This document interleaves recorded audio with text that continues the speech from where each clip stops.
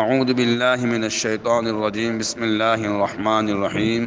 وما كان الله ليعذبهم وانت فيهم وما كان الله معذبهم وهم يستغفرون۔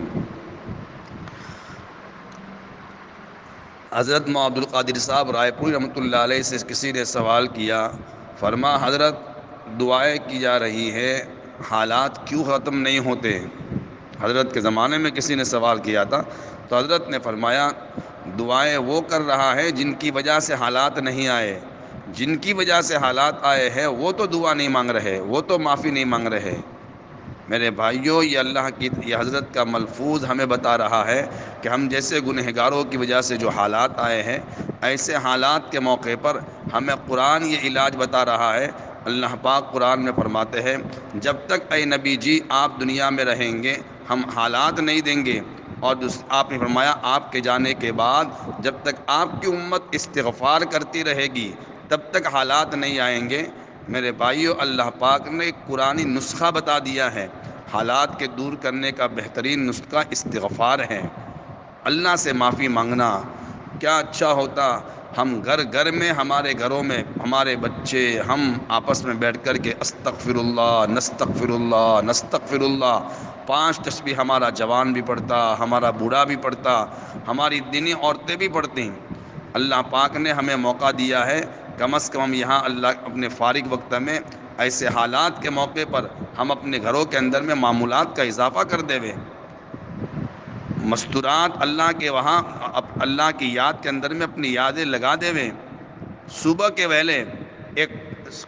خواب چلا کالی چائے کا، تو کالی چائے کے خواب نے گاؤں کو بیدار کر دیا،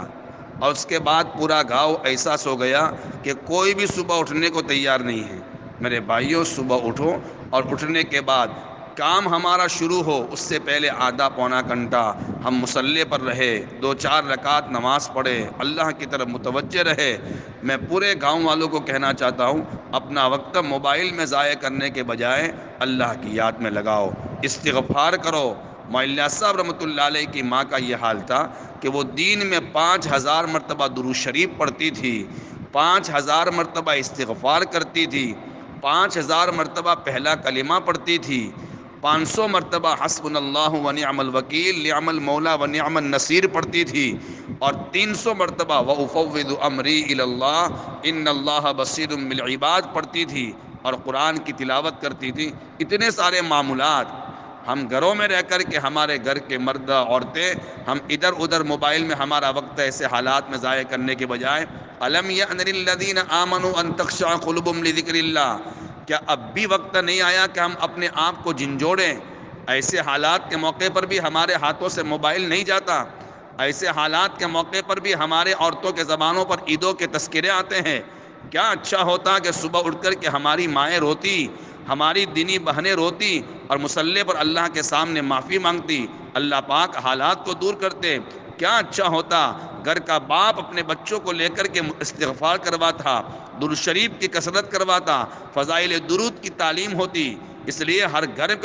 گاؤں کے ہر گھر کے بارے میں یہ کہا جاتا ہے کہ اپنے اپنے گھروں کے اندر میں کثرت کے ساتھ زیادہ سے زیادہ گھروں میں بیٹھو، اور گھروں میں بیٹھ کر کے کم از کم آدھا پونا گھنٹہ ایسا نکالو جس میں باپ بھی بیٹھا ہوا ہو، بچے بھی بیٹھے ہوئے ہو، ماں بھی بیٹھی ہوئی ہو، اور سارے بیٹھ کر کے درود شریف پڑھو، نستغفر اللہ نستغفر اللہ آپس میں طے کرو۔ کم از کم کوئی گاؤں کا ایک آدمی ایسا نہیں ہونا چاہیے جو دین میں کم از کم 500 مرتبہ 5 تسبیحات نستغفر اللہ نستغفر اللہ نستغفر اللہ نہ پڑھتا ہوں، اور 5 مرتبہ تسبیحات درود شریف صلی اللہ علیہ وسلم صلی اللہ علیہ وسلم صلی اللہ علیہ وسلم درود شریف کی ہو، اور 10 منٹ کا موقع نکال کر کے گاؤں کی ہر عورت اور ہر مردہ اللہ کے سامنے متوجہ ہو۔ میرے بھائیوں، یہ اللہ کی طرف متوجہ ہونے کا موقع ہے۔ کیسے حالات ہے؟ کیا ہمارے بوڑھوں نے کبھی زندگی میں ایسے حالات بھی دیکھے تھے کہ چیزوں کے ہوتے ہوئے بھی لوگ،